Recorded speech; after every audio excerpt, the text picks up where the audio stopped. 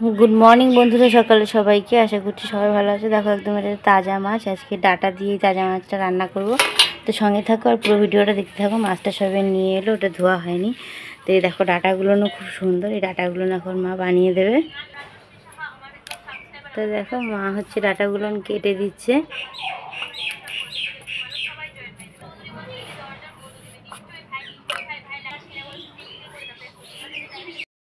ধুয়ে মাছের গায়ে হলুদ লবণ মাখিয়ে নিয়েছি। ডাঁটা আলু দিয়ে এই গরমে পাতলা ঝোল খেতে কিন্তু বেশ ভালো লাগে, আর বাঙালির খুব পছন্দ এই মাছের ঝোল। তো সেরা স্বাদ পাবে এইভাবে একটু ডাঁটা আলু দিয়ে মাছের ঝোল রান্না করলে। তো দেখো এখানে আমি কড়াইতে তেল দিয়ে দিলাম, তেলটা গরম হয়ে এলে মাছগুলো ভেজে নেব। তো তেলটা আমার গরম হয়ে এসছে, তো এখন আমি হচ্ছে মাছগুলো একটা করে নিয়ে কড়াইতে দিয়ে দেবো।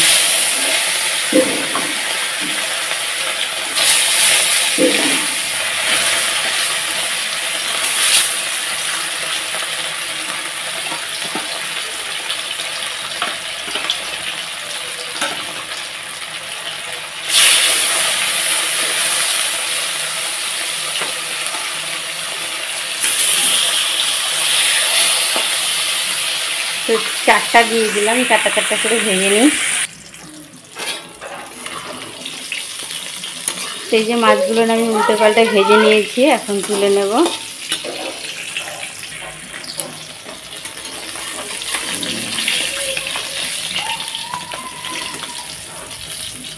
সেই যে মাছগুলো ভাজা হয়ে গেছে, ওটার সাথে এটা লেগে গেছে জন্য একবারে উঠছে, তাই আমি একবারেই তুলে রাখছি।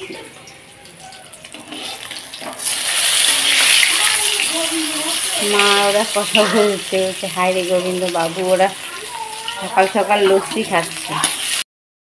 তো দেখো মাছগুলো আমি সব ভেজে নামিয়ে নিয়েছি, আর এখানে রেখেছি ডাঁটা আর আলুটা, এটাকে একটু ভেজে নেব। তো এখানে যা তেল আছে মাছ ভাজার, সেই তেলের মধ্যেই আলু আর ডাঁটাটাকে একটু ভেজে নেব।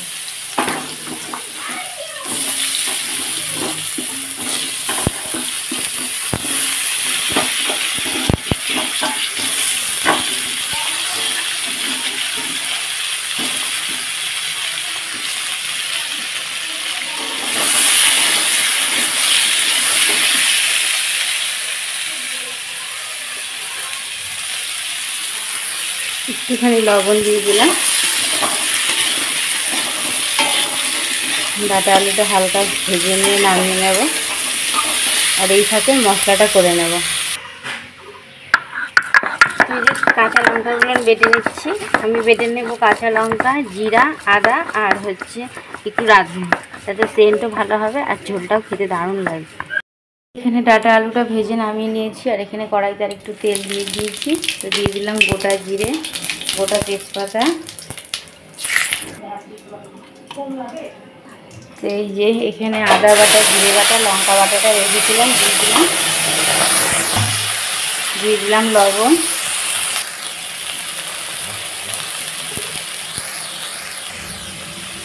তো দিয়ে দেবো 1 চামচের মতো হলুদ গুঁড়ো,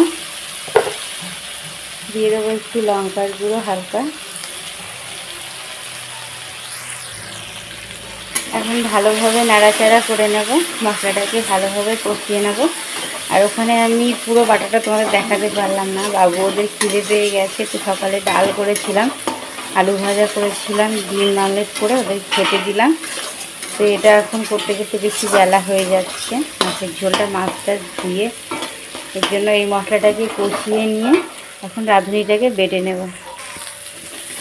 তো সাইড দিয়ে তেল উঠছে, তার মানে মশলাটা প্রায় ভাজা ভাজা হওয়ার দিকে। তো এখানে আমি হাফ বাটিরও কম একটু জল দিয়ে দিলাম। তো জলটা দিয়ে এখানে আমি ভেজে রেখেছি দেখো ডাঁটা আলুটা, এটা দিয়ে দিলাম। তোমরা মাছ ছাড়া একবার ডাঁটা আলু এই গরমে, মানে পেঁয়াজ ছাড়া, সরি মাছ ছাড়া বলছি না, পেঁয়াজ ছাড়া এইভাবে একবার ডাঁটা আলুটা ট্রাই করে দেখতে পারো। আশা করি এমন কেউ নেই যে ভালো লাগবে না। তো দেখো ভালোভাবে কষিয়ে নিচ্ছি। আর তো দেখো এখানে এটা কষাতে কষাতে রাঁধুনিটা বেটে নেব। তো তোমরা রাঁধুনি কারা কারা চেনো অবশ্যই বলবে, আর যারা না চেনো এটাকে রাঁধুনি বলে। এটাকে এখন শিলনোড়ায় আমি বেটে নেব। তো অল্প একটু নিয়েছি, তো ভাবলাম তোমাদের এক ফোঁটা দেখিয়ে নিই আগে, কারণ অনেকে রাঁধুনি চেনে না। তো দেখো আমি এটা বাটছিলাম। তো দেখো এই রাঁধুনিটাকে না আগে প্রথমে ওই সব কিছু মশলার সঙ্গে কষানো যায় না, কারণ এটা একটু বেশি কষালে তিতা ভাব এসে যায়, তাই এটাকে একটু পরে দিচ্ছি। আর খুব একটা বেশি আবার দেওয়া যাবে না, এটা ঠিক একটু মাপ মতো দিতে হবে। দেখো বাটাটা আমার পুরো হয়ে গেছে, এখন নামিয়ে নেব। বাবু ওরা কথা বলছে, শোনা যাচ্ছে কথা। তো দেখো রাঁধুনিটাকে নিয়ে গ্যাসের কাছে চলে এসেছি আর দিয়ে দিলাম এইখানে। তো আমি একটু হালকা জল দিয়েছিলাম, তার একটু এইটুকু দেখো দিয়ে দিচ্ছি, এটাকে একটুখানি সব কিছুর সাথে অ্যাডজাস্টমেন্ট করার জন্য। তারপরে ঝোলটা পরিমাণ মতো দিয়ে দেবো। রাঁধুনিটাকে দিয়ে অতভাবে ভালোভাবে কষাতে হয় না, একটু হালকা কষিয়ে নিয়ে জল দিলে তেলটা খুব সুন্দর থাকে। তো বন্ধুরা, ডাটা আলু দিয়ে এইভাবে পেঁয়াজ ছাড়া কারা কারা মাছের ঝোল খেয়েছে অবশ্যই কমেন্ট করে জানাবে। যারা এখনও খাওনি তারা একবার খেয়ে দেখবে, দেখবে এমন বাঙালি নেই যে বলবে না যে ভালো হয় না। প্রত্যেকটা বাঙালির মুখে এরকম মাছের ঝোল পাতলা করে লেগে থাকবে। তো দেখো রাঁধুনিটাকে দিয়ে আমি ভালোভাবে কষিয়ে নিয়েছি, সাইড দিয়ে হালকা হালকা তেল উঠছে, তার মানে মশলাটা পুরো কষানো একদম রেডি। এখন ঝোলটা দিয়ে দিচ্ছি, সুন্দর সেন্ট বেরিয়েছে। তো দেখো পুরো ঝোল দিয়ে দিয়েছি, এখন টকবক করে ফোটার অপেক্ষা।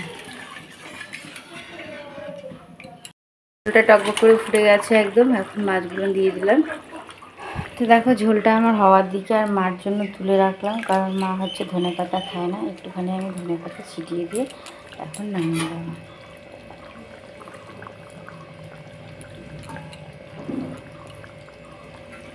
তো ভিডিওটা কেমন লাগলো অবশ্যই জানাবে, লাইক শেয়ার কমেন্ট করতে ভুলবে না। চ্যানেলটা যদি নতুন হয় সাবস্ক্রাইব করতে ভুলবে না। সবাইকে প্রিয়াঙ্কা সুইস কিচেন থেকে, প্রিয়াঙ্কার তরফ থেকে অনেক ভালোবাসা। তো দেখো এখন ঝোলটাকে আমি ঢেলে নেব। তো সবাই ভালো থাকো, সুস্থ থাকো, আর ডাটা আলু দিয়ে এরকম মাছের ঝোল একবার খেয়ে দেখো কেমন লাগে পেঁয়াজ ছাড়া। আশা করি সবার ভালো লাগবে। এই গরমে বাঙালি একদম সেরা স্বাদ পাবে। Tata, by.